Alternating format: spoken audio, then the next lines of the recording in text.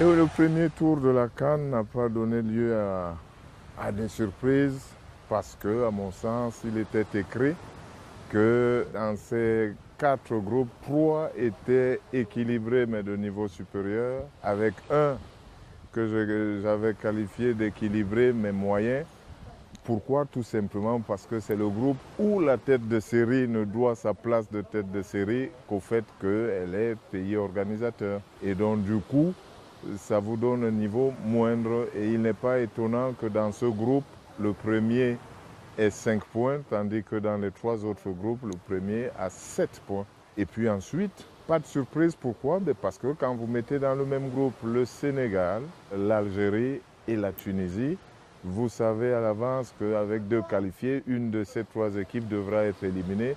Et ça va se décider sur le terrain quel est le niveau de forme, quel est le niveau de production de chacune des équipes.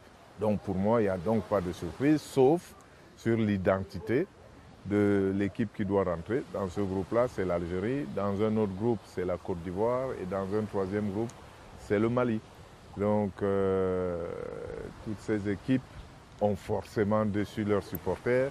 Mais par définition, il fallait bien qu'il y ait un des supposés prétendants, un des supposés gros qui déçoivent.